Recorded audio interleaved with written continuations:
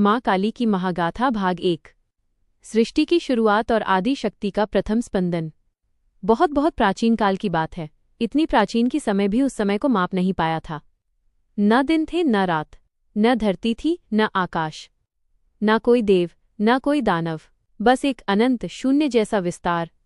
ऐसा शून्य जिसमें न कोई आवाज थी, न कोई गंध, न कोई रूप, कुछ भी नहीं। पर उस शून्य के भीतर एक गहरी अनंत ऊर्जा सोई हुई थी। वह ऊर्जा थी आदि शक्ति। वही शक्ति जो न जन्म लेती है न मरती है, जो खुद को अनगिनत रूपों में प्रकट कर सकती है, कभी नरम, कभी उग्र, कभी कोमल, कभी भयानक, और उसी आदि शक्ति से आगे चलकर माँ काली प्रकट होने वाली थीं। आदि शक्ति का जागना। कहते हैं कि जब शून्य बहुत देर तक शून्य ही रहा तो सृष्टि की इच्छा एक कंपन बनकर उठी। जैसे किसी शांत झील में अचानक एक छोटी सी लहर उठे, वैसा ही कंपन उस अनंत अंधकार में उठा। वो कंपन धीरे धीरे तेज होने लगा और फिर जैसे किसी ने अपनी नींद में करवट ली हो, वैसे ही आदि शक्ति हिली।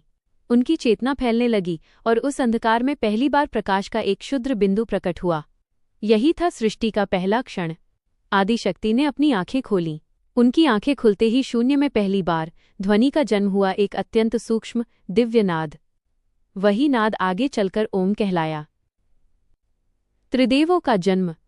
सृष्टि के निर्माण के लिए शक्ति को सृजन, पालन और विनाश की आवश्यकता थी।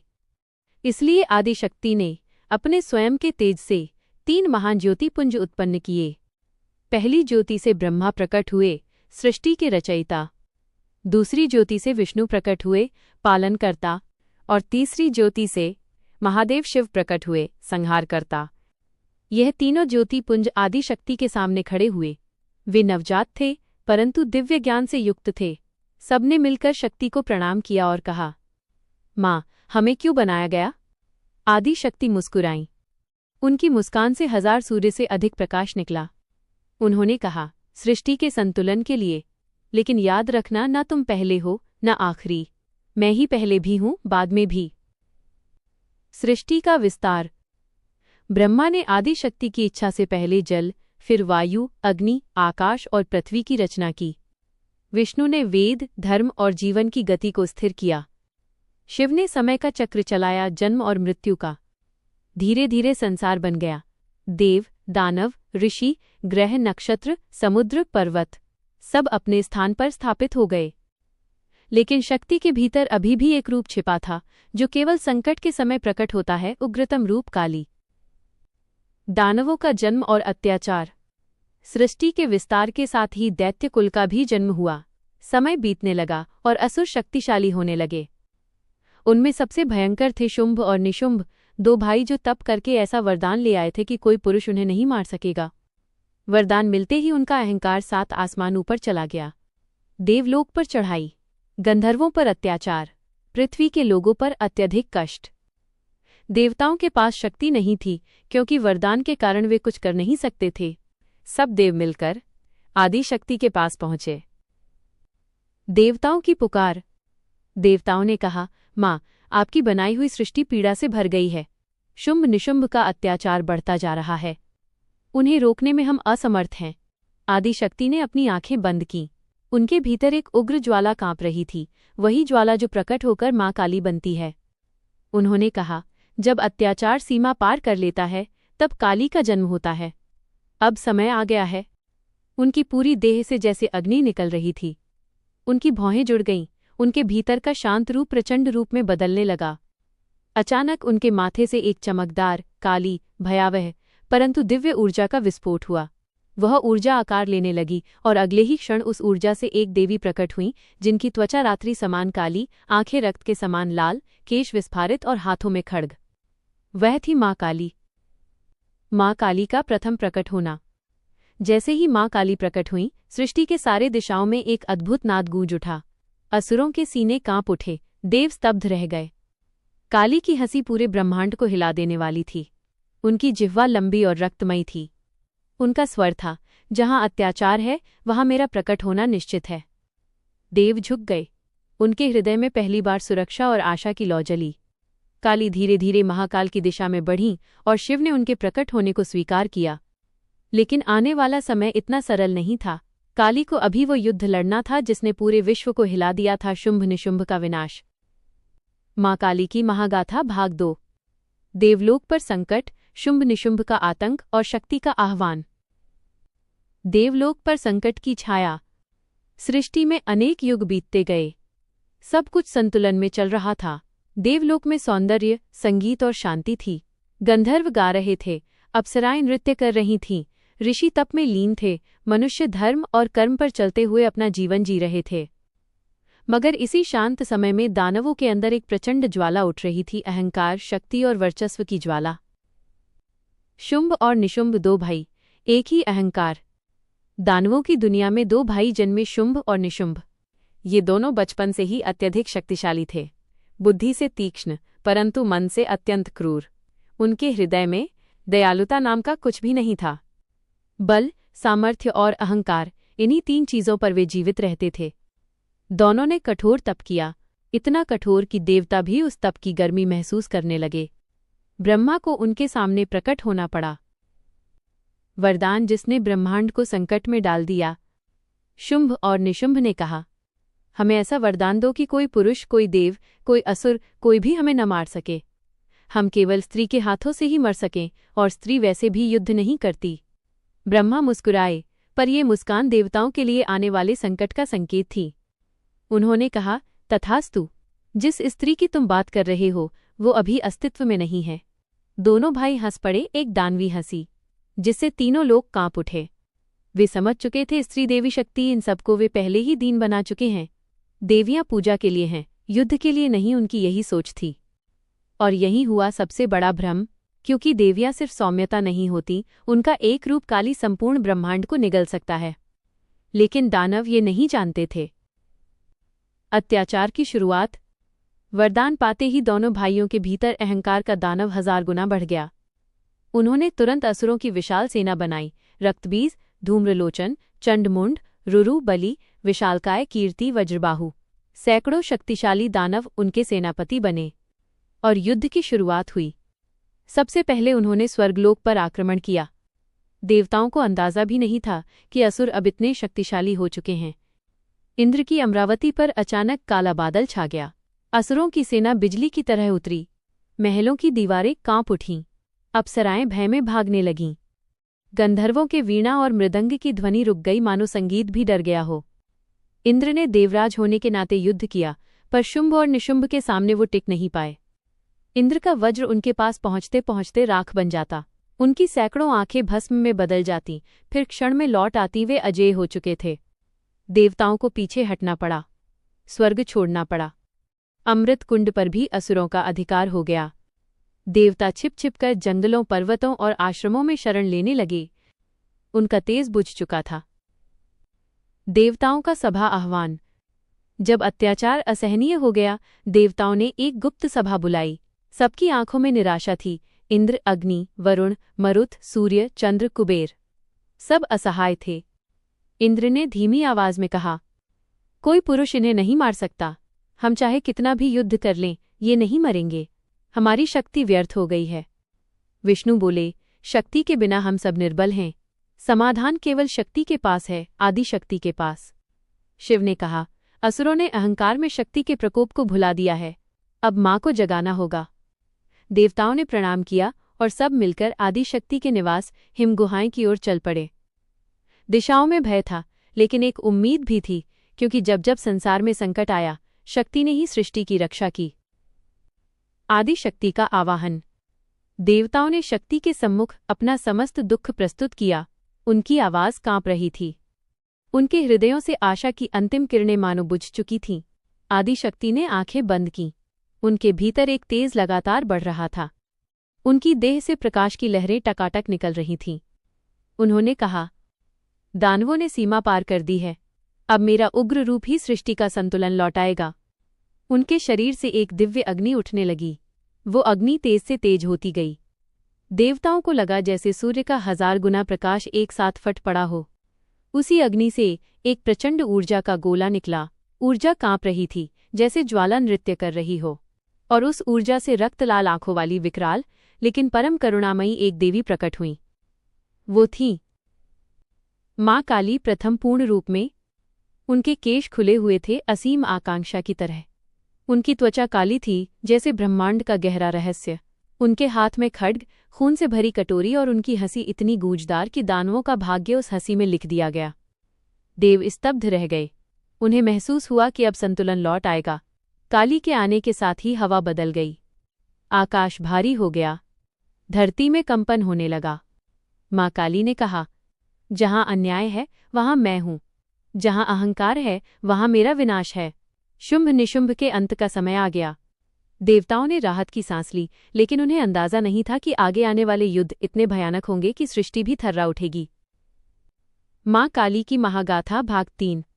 शुंभ निशुंभ का दंभ, देवियों का प्राकट्य और चंडमुंड का विनाश। असुर सभा में गौरव का उन्माद। स्वर्ग पर अधिकार करने के बाद शुंभ और निशुंभ ने अपना विशाल सिंहासन बनवाया। सोने के हीरे के बिजली की चमक जैसे रत्नों से जड़ा सिंहासन इतना बड़ा कि सामान्य व्यक्ति उसकी सीढ़ियां चढ़ने में ही थक जाए। उनका अहंकार उसी सिंहासन से भी ऊंचा था। असुरों की सभा में दैत्यों की जय जयकार गूंज रही थी। रक्तबीज गर्व से घूम रहा था। धूम्रलोचन गर्व से सीना फुला रहा था। चंड और मुंड अपनी तलवारों को लाल कपड़े से चमका रहे थे। तभी एक दानव ने कहा, देवराज इंद्र हमारे चरणों में गिरे। कोई देव अब हमारे सामने मुंह नहीं खोल सकता।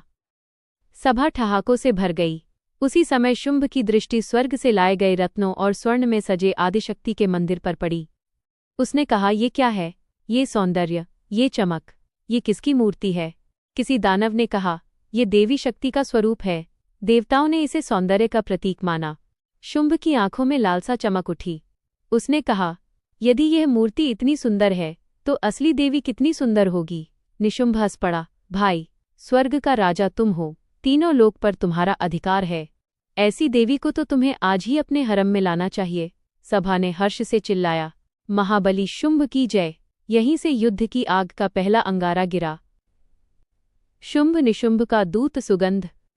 असुरों ने अपने सबसे चतुर दूत सुगंध को देवी के पास भेजा। सुगंध तेज, चालाक और मधुरभाषी दानव था। उसकी बातों में इतना मीठापन था कि साधारण व्यक्ति तो उसमें मोहित हो जाए। वह देवियों के समीप पहुंचा। उस स्थान पर आदिशक्ति ने अपना माया रूप धारण किया था, एक अतुलनीय रूप जिसे देखकर स्वयं देव भी सम्मोहित हो जाएं। सुगंध ने विनम्रता से कहा, हे देवी, शुंभ और निशुंभ तीनों लोकों के अधिपति हैं। उनके पास अनंत वैभव, शक्ति और साम्राज्य है। वे आपको अपनी रानी बनाना चाहते हैं। आप चाहे तो दोनों भाइयों में से किसी एक को चुन सकती हैं। देवी ने सुना। उनकी आंखों में शांत ज्वाला थी। वे मुस्कुराईं, पर यह मुस्कान सौम्यता नहीं, चेतावनी थी। उन्होंने धीरे से कहा, मैंने एक वचन लिया है, जो युद्ध में मुझे परास्त करेगा, मैं उसी के साथ विवाह करूंगी। मेरी शक्ति किसी दानव के आदेश से नहीं, मेरे संकल्प से चलती है। सुगंध सहम गया। उसने सोचा था देवी डर जाएंगी या घबरा जाएंगी, पर यहां तो उल्टा हो गया। वह कांपते हुए वापस भागा। सुगंध का अपमान, शुंभ का क्रोध। सुगंध ने लौटकर सारी बात बताई। शुंभ का चेहरा लाल हो गया। उसका अहंकार तिलमिला उठा। निशुंभ ने तलवार उठाते हुए कहा, एक स्त्री हमें चुनौती दे रही है। उसकी हिम्मत कैसे हुई? शुंभ ने आदेश दिया, अगर वह स्वेच्छा से नहीं आती तो बलपूर्वक उसे लाया जाए। धूम्रलोचन, तू जा और उस स्त्री को घसीटकर यहाँ ले आ। धूम्रलोचन गर्व से उठा। वह दानव अपने क्रोध के लिए प्रसिद्ध था। उसकी आंखें धुएं जैसी लाल और भूखी थीं। अब घटना पूरी तरह बदलने वाली थी। धूम्रलोचन का आक्रमण। धूम्रलोचन असुरों की विशाल सेना लेकर देवी के तंबू की ओर बढ़ा। धरती कांपने लगी। पर्वतों पर चीलें मंडराने लगीं। हवा में मृत्यु की गंध फैल गई। जैसे ही वो पहुंचा, उसने गरज कर कहा, देवी, शुंभ और निशुंभ के आदेश से आया हूं। चलो हमारे साथ, वरना मैं अभी तुम्हें अग्नि में बदल दूंगा। देवी शांत खड़ी रहीं। उन्होंने कहा, तुम दूत हो, मैं दूतों को नहीं मारती, वापस जाओ। लेकिन धूम्रलोचन अड़ा रहा। उसका क्रोध चरम पर था। उसने चिल्लाकर सेना को आदेश दिया, आक्रमण। सेना आगे बढ़ी। उसी क्षण देवी शक्ति के स्वर में एक कंपन उठा। उन्होंने अपनी थूक सी छोटी, अदृश्य सी शक्ति की ध्वनि निकाली, हूस। ये ध्वनि कोई साधारण ध्वनि नहीं थी। यह आदिस्थ शक्ति का कंपन था। धूम्रलोचन का शरीर क्षण भर में राख बनकर गिर पड़ा। असुर सेना स्तब्ध रह गई। उन्होंने पहली बार वास्तविक शक्ति की गंध महसूस की। वे वापस भागे, और ये केवल शुरुआत थी। अब आए चंड और मुंड, दानव सेना के कसाई।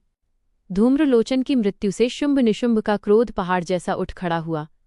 उन्होंने तुरंत अपने 2 सबसे निर्दयी सेनापति बुलाए, चंड और मुंड। चंड का शरीर लोहे जैसी कठोर हड्डियों से बना था, मुंड का चेहरा आदमियों की खोपड़ियों से सजा हुआ था।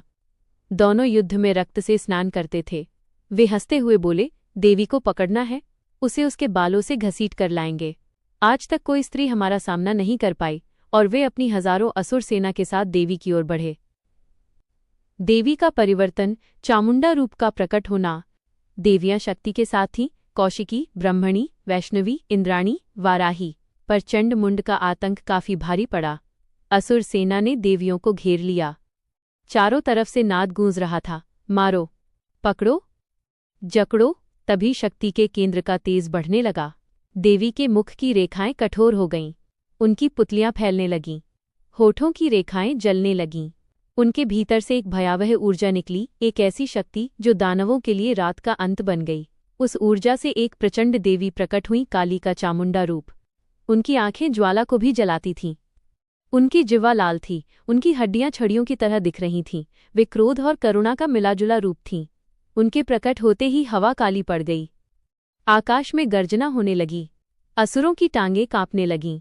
काली ने गरज कर कहा, चंड, मुंड, तुम दोनों ने मेरे बच्चों देवताओं पर जो अत्याचार किए हैं, अब तुम्हारा अंत आ गया। चंड मुंड से भयानक युद्ध। चंड आगे बढ़ा, उसका शरीर लोहे जैसा था। उसकी तलवार इतनी बड़ी कि एक हाथी को भी बीच से काट दे। मुंड पीछे से अपनी भयानक शक्ति से लाल धुंध फैला रहा था। दोनों चिल्लाए, एक स्त्री का अंत आज। लेकिन मां काली ने एक ऐसी नेत्र चमक छोड़ी जिससे उनकी तलवारें धूल में बदल गईं। काली ने हंसकर कहा, तुम युद्ध में आए हो तो युद्ध ही मिलेगा। उन्होंने अपने त्रिशूल से एक ही वार किया। चंड का शरीर जमीन पर गिर पड़ा। मुंड भागा, काली उसके पीछे दौड़ी। उनका वेग इतना तेज कि हवा फटने लगी। क्षण भर में मुंड का सिर उनके हाथ में था। वे हंसती हुई बोलीं, हे आदिशक्ति, चंड और मुंड का सिर आपके चरणों में। और वो सिर शक्ति के चरणों में रख दिया। उसी क्षण दिशाओं में आवाज उठी, जय चामुंडे, जय काली, जय महाशक्ति। मां काली की आदिशक्ति का उत्कर्ष। धरती पर युद्ध का प्रचंड स्वरूप फैल चुका था। असुरों के अत्याचार चरम पर थे। गांव उजड़े हुए, नदियां रक्त से लाल, जंगल जले हुए, मनुष्य डरे हुए। देवगण बार बार प्रार्थना कर रहे थे, मगर समाधान कहीं दिखाई नहीं दे रहा था। इसी समय महाकाल भगवान शिव अपनी गहन समाधि में थे। उनके भीतर सृष्टि की हर धड़कन का कंपन था। वे जानते थे कि शक्ति के बिना कुछ भी संभव नहीं, और शक्ति भी उनके बिना अधूरी। यही वो क्षण था जब आदिशक्ति ने अपना प्राचीन अनंत रूप धारण करने का निश्चय किया। वो रूप जो समय को निगल जाता है, अहंकार को भस्म कर देता है। वह रूप जिसे ब्रह्मांड काली नाम से जानता है। आदिशक्ति की गर्जना जो सृष्टि ने पहली बार सुनी। जब ब्रह्मांड में ऊर्जा का तूफान उठा, धरती पर एक गर्जना गूंजी। देवता भय से कांप उठे। असुरों ने अपने कानों पर हाथ रख लिए। हवाएं स्थिर हो गईं। पर्वतों की चोटियां जैसे झुकने लगीं। अचानक एक असीम प्रकाश फैला और उसमें से प्रकट हुई मां काली। ऊपर उठे हुए बिखरे केश जो आकाश को ढक लें, 3 नेत्र जो भूत, वर्तमान और भविष्य देख लें, गहन श्याम वर्ण जो अनंत ब्रह्मांड का प्रतीक, लाल जिह्वा जिसने अत्याचार के रक्त को नष्ट करने की प्रतिज्ञा ली, कंठ में असुरों के मुंड जो अहंकार के विनाश का प्रतीक, हाथों में खड्ग और त्रिशूल जो धर्म की रक्षा का संकल्प। उनके चरण जहां पड़ते धरती कांप जाती। देवता विस्मय में भर उठे। यह शक्ति, ये ऊर्जा, यह तेजस्विता, ये कौन? और उत्तर स्वयं आकाश ने दिया, यह आदिशक्ति हैं। ये काल भी हैं और काल को निगलने वाली भी। ये काली हैं, समय की स्वामिनी। असुरों पर मां काली का प्रथम प्रहार। युद्धभूमि में असुरों के सबसे बलवान योद्धा खड़े थे। मद, मैना, तम्र, भद्र, कल, डौम्भ। हर एक के पास ऐसी शक्तियां थीं जो सामान्य देवताओं को भी पराजित कर दें। लेकिन काली के आने से वातावरण बदल चुका था। असुरों ने पहली बार अपनी रीढ़ में भय का एहसास किया। मां काली की गर्जना आकाश में गूंजी। अधर्म का अंत समय आ गया है। उनकी गति इतनी तेज थी कि असुरों को खड्ग का आना भी महसूस नहीं हुआ। समय मानो थम गया हो, वायु रुक गई हो, आकाश मौन हो गया हो। काली एक के बाद एक असुरों को परास्त करती चली गईं। उनका क्रोध अनंत था और उनकी दया निर्विचार। क्योंकि ये युद्ध धर्म के लिए था, प्रतिशोध के लिए नहीं।